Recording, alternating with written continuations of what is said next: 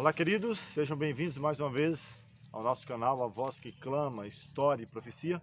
Hoje com o tema o milênio, os últimos acontecimentos, ou quem sabe também o milênio e a prisão de Satanás. Esse tema, o milênio, ele está entre dois momentos distintos, que aliás é um tema, um assunto, mas dividido entre dois, chamado Amargedon, primeira fase, e Amargedon, segunda fase. Já estudamos esse primeiro tema, Amargedon, primeira fase, que é justamente o que antecede a volta de Jesus, e o milênio vai estar entre esse primeiro momento e o segundo momento, que ao a cidade santa descer dos céus, aos ímpios serem ressuscitados, Satanás agora sairá a enganá-los e procurará tomar a cidade e será então destruído para sempre. É o que nós vamos estudar neste tema. Vamos falar com o Senhor mais uma vez. Eterno Deus, bondoso Pai, graças te rendemos pelo teu cuidado, tua proteção e a oportunidade de nesse dia podermos estudar a tua palavra. Dá-nos a unção do teu Santo Espírito, nos dê a capacidade de entender e o poder também para fazer a tua vontade. Essas bênçãos te pedimos e as agradecemos no nome de Jesus. Amém. Quero ler com você alguns versículos, antes ainda de entrarmos no capítulo 20 do Apocalipse. Como nós mencionamos este acontecimento, 1000 anos, os últimos acontecimentos, ele está inserido entre esses dois momentos aí, o Armagedon, primeira fase, que vai acontecer no contexto aí das pragas, culminando com a volta de Jesus, e depois, por fim, ao concluir o milênio, acontecerá o segundo momento, o Armagedon, segunda fase, que será a destruição final. Esse capítulo 20 também, ele podemos mencioná-lo a partir dessa leitura que eu vou fazer, segunda Tessalonicenses, capítulo 1, a partir do versículo 7, também o próprio capítulo 19 do Apocalipse que nós já lemos. Diz assim, a segunda carta aos Tessalonicenses, capítulo 1, versículo 7. E a vós, outros, que sois atribulados, alívio juntamente conosco, quando do céu se manifestar o Senhor Jesus com os anjos do seu poder. Então, o apóstolo dá certeza a vós outros que sois atribulados, que passais por dificuldades, provações, privações, alívio juntamente conosco. Ele se coloca também nesse contexto, quando Cristo se manifestar com os anjos do seu poder. Mas percebe aqui que no versículo 8 muda o cenário, e ele diz: em chama de fogo, tomando vingança contra os que não conhecem a Deus e contra os que não obedecem ao Evangelho de nosso Senhor Jesus Cristo. Não conhece a Deus e não obedece ao Evangelho de nosso Senhor Jesus Cristo. O verso 9 ainda diz: estes sofrerão penalidade de eterna destruição, banidos da face do Senhor e da glória do seu poder, quando vier para ser glorificado nos seus santos e ser admirado em todos os que creram. Naquele dia, porquanto foi crido entre vós o nosso testemunho. Então ele menciona aos que são atribulados, aqueles que aguardam para a vinda de Cristo, alívio, mas os demais, destruição. Na vinda de Cristo, na segunda vinda de Cristo, vai haver dois grupos de pessoas aqui na terra, que ao subdividir, teremos 4, que serão os justos e ímpios. Mas teremos justos vivos, aguardando a volta de Jesus para serem transformados, como ele diz, alívio, juntamente conosco. Mas também vai haver justos que estarão mortos, aguardando para a ressurreição. Já fizemos até um tema sobre isso, a ressurreição e glorificação. Mas haverá também ímpios, que morrerão no momento da segunda vinda de Cristo, como ele mencionou aqui. Aqueles que serão banidos, serão destruídos, sofrerão eterna destruição. Mas também haverá ímpios mortos, que vão ainda aguardar por mais 1000 anos, por um espaço de 1000 anos, que será o espaço entre a primeira e a segunda ressurreição. No Evangelho de João, capítulo 5, versículo 28 e 29, o próprio Cristo ele faz a citação: não vos maravilheis disto, porque vem a hora em que todos que se encontram nos túmulos, no sepulcro, ouvirão a sua voz, e os que ouvirem sairão, os que tiverem feito bem para a ressurreição da vida e os que tiverem feito mal para a ressurreição da condenação, ou do juízo da destruição. Então, percebe que é mencionado junto, mas haverá um espaço de 1000 anos entre a primeira e a segunda ressurreição. Vamos ver isso no nosso estudo. Ao Cristo vir e acontecer a ressurreição dos justos, a transformação dos justos que estão vivos e a morte dos ímpios, vamos entrar em um momento aqui que Jeremias ele descreve em 2 versículos do seu livro, Jeremias, capítulo 4, a partir do versículo 23. Então ele vê o cenário da terra, ele diz assim, Jeremias 4, 23 a seguir, olhei para a terra e ei-la sem forma e vazia, para os céus e não tinham luz. Olhei para os montes e eis que tremiam e todos os outeiros estremeciam. Olhei e eis que não havia homem nenhum e todas as aves do céu haviam fugido. Olhei ainda e eis que a terra fértil era um deserto e todas as suas cidades estavam derribadas diante do Senhor, diante do furor da sua ira. Então aqui ele menciona, e é justamente nesse contexto do qual eu mencionei para você, Cristo volta, ressuscita os que estão preparados para a segunda vinda, transforma os justos e eles sobem para um espaço, para um período de 1000 anos. Vamos ver no nosso estudo, Apocalipse 20. Mas a terra ela fica assolada e vazia. Ainda aqui no próprio Jeremias, capítulo 25, versículo 33, diz assim, os que o Senhor entregar à morte naquele dia se estenderão de uma a outra extremidade da terra. Não serão pranteados, nem recolhidos, nem sepultados. Serão como esterco sobre a face da terra. Olha para você ver que cenário. Disse, os que forem entregues à morte naquele dia, será de uma a outra extremidade da terra. Não vai ser pranteado, não vai ser recolhido, não vai ser sepultado, vai ser como esterco sobre a terra. Mas por que isso? Porque os salvos, eles vão estar com Cristo já para a eternidade. Os ímpios estão todos mortos, as cidades derribadas, tudo destruído. Por isso que mencionei em outro estudo que ou eu e você vamos participar das bodas do Cordeiro, desta festa preparada, ou nós seremos banquetes para as aves. Nós falamos sobre isso quando estudamos sobre o Armagedon, capítulo 19 do Apocalipse. Então, cabe a mim e você fazer a escolha onde vamos querer estar. Entrando agora no nosso estudo propriamente dito, milênio, e os últimos acontecimentos, ou milênio, ou os 1000 anos, e a prisão de Satanás, aqui mesmo no próprio capítulo diz a prisão de Satanás por 1000 anos, a primeira ressurreição. Por que 1000 anos? Vamos ver. Apocalipse capítulo 20, versículo 1 diz, então vi descer do céu um anjo, tinha na mão a chave do abismo e uma grande corrente, e ele segurou o dragão, e ele explica quem é o dragão, a antiga serpente, que é o diabo e Satanás, e o prendeu por 1000 anos. Verso 3 ainda fala, lançou-o no abismo e fechou e pôs selo sobre ele, para que não mais enganasse as nações, até se completarem os 1000 anos. Depois disto, é necessário que ele seja solto pouco tempo. Então percebe que precisamos entender as figuras de linguagem, principalmente em Daniel e Apocalipse. Porque aqui diz que desce um anjo, ele tinha na mão a chave do abismo. Se nós nos reportarmos lá no início, diz que havia trevas sobre a face do abismo. E Deus disse, haja luz e houve luz. A terra era sem forma e vazia. E assim vai estar aqui. A terra desolada e vazia, não vai haver nenhum morador. Os ímpios destruídos, mortos, os salvos no céu. E Satanás preso, aqui diz por 1000 anos, uma grande corrente. Não uma corrente literal, mas de circunstâncias, porque ele até fala, para que não mais engane as nações. Qual é a obra do diabo? É destruir, enganar, levar a mim e a você, as pessoas, à destruição.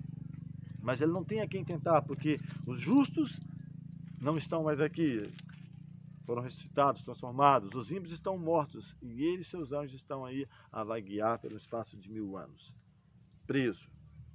Mas ele fala que depois importa que seja solto por pouco tempo. Agora, o que vai estar ocorrendo no céu? nesse período. E aqui ele fala, verso 4, vi tronos, e nestes assentaram-se aqueles os quais foi dado a autoridade de julgar. Quem vai ser dado a autoridade de julgar? Os salvos agora. De compreender os porquês, muitos questionamentos, perguntas que vai haver. E aqui ele diz que vi ainda a alma dos decapitados por causa do testemunho de Jesus, bem como por causa da palavra de Deus, tantos quantos não adoraram a besta, nem tampouco a sua imagem, não receberam a marca na fronte e viveram e reinaram com Cristo durante 1000 anos. O apóstolo Paulo até escreve que, escrevendo aos Coríntios, não sabeis que devemos julgar os próprios anjos? Então, o juízo ele pode ser descrito em 3 momentos distintos. Um que está ocorrendo agora, que antecede a volta de Cristo, chamado de juízo pré-advento ou juízo de investigação. Daniel 7 fala sobre isso, onde diz que o ancião de dia se assentou. Ali os anjos auxiliam, Cristo está ali, o Filho do Homem, fizeram chegar até ele. E diz que os milhares e milhares foram passando diante deles. Então, aqueles cujo nome um dia foram escritos no livro da vida, está sendo verificado o que está escrito no livro. E esses que forem aprovados, que permanecerem os seus nomes ali, esses serão ressuscitados ou transformados no momento da segunda vinda de Jesus. E é estes que vão participar do segundo momento, juízo de comprovação. Se eu posso colocar nesse contexto, é como que se Deus ele se colocasse nesse período dos 1000 anos no banco dos réus e falasse, meus filhos, verifique se eu errei em meu julgamento, porque aquele que não aceitou Cristo automaticamente já está perdido. Mas as pessoas não têm o conhecimento de tudo isso. Então vai ter representante de todos os tempos, todas as épocas, desde os anjos. A terça parte caiu, mas os anjos bons acompanharam o desenrolar de tudo isso. O tempo que foi dado para o arrependimento, eles vão acompanhar.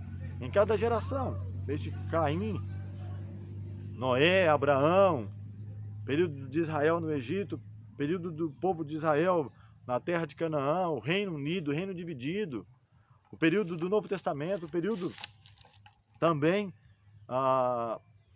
da Idade Média, de cada contexto da história, até o nosso momento, até a segunda vinda de Jesus. Tudo isso. E em cada época, em cada momento, as pessoas vão poder estar ali e compreender os porquês, os questionamentos. Quem sabe nesse momento enxugar dos olhos todas as lágrimas, muitas interrogações, quem sabe surpresas. A primeira, quem sabe, de nós estarmos ali. É como que você estudou todo um ano, quem sabe não foi bem em alguma disciplina, você fica na expectativa de receber a nota final. Fui aprovado, não fui aprovado. Então você estar ali, de Cristo dizer, vinde bendito meu Pai, possuir por herança o reino que está preparado desde a fundação do céu. Essa é uma surpresa. Uma outra, quem sabe, é você procurar pessoas que você imaginava estar ali e você não encontrar. Será uma surpresa desagradável. Ou quem sabe uma outra de você se deparar com pessoas que você não imaginava encontrar. Vou trazer 2 exemplos, um do Antigo e do Novo Testamento. Quem sabe Isaías, segundo estudiosos, teólogos, falam que ele foi mandado ser cerrado pelo meio pelo rei Manassés. Mas no final da vida de Manassés ele se arrepende, ele se humilha e Deus se torna favorável. Imagine agora Isaías encontrando Manassés. Ou quem sabe Estevão encontrando o apóstolo Paulo, que naquele momento era Saulo, que consentia na morte de Estevão, que estava sendo apedrejado. E Paulo agora é tocado, vendo o seu rosto, o rosto de Estevão como de um anjo, e Paulo se torna um dos maiores pregadores do Novo Testamento. 14 das 21 cartas que temos na Bíblia, no Novo Testamento, tem a sua assinatura. Imagine então a surpresa. E ali então, nesse período, Deus vai enxugar dos nossos olhos todas as lágrimas, ou entendermos os porquês. E ele fala ainda aqui, no verso 5, que os restantes dos mortos, ou seja, os ímpios, não reviverão até que se completasse os 1000 anos. Por isso que eu mencionei que haverá um espaço de 1000 anos entre a primeira e a segunda ressurreição. A primeira vai acontecer no momento da segunda vinda de Cristo, e a segunda após os 1000 anos, quando a cidade santa estiver descendo do céu. E ele fala, esta é a primeira ressurreição. E ele diz mais, verso 6, bem-aventurado e santo, feliz, é aquele que tem parte na primeira ressurreição. Por quê? Ele explica, sobre estes a segunda morte não tem autoridade. Pelo contrário, serão sacerdotes de Deus e de Cristo e reinarão com ele 1000 anos. Já vi um comentário que um certo pregador ele mencionou, olha, se eu não for, ou se nós não formos na primeira ressurreição, vamos na segunda. E aqui deixa bem claro, bem-aventurado, feliz é aquele que participa da primeira, porque na segunda não vai haver uma outra oportunidade. O que aguarda para aqueles que ficarem para a segunda ressurreição é a segunda morte, a morte eterna. A morte que será um lago de fogo e enxofre. Então isso é muito sério. Versículo 7 agora fala sobre Satanás é solto e derrotado para sempre. Por que ele é solto? Porque no verso 7 diz que quando se completar os 1000 anos, ele será solto da sua prisão e sairá a seduzir as nações que há nos 4 cantos da terra, Gog e Magog, a fim de reuni-las para a peleja. Diz que o número dessas é como a areia do mar.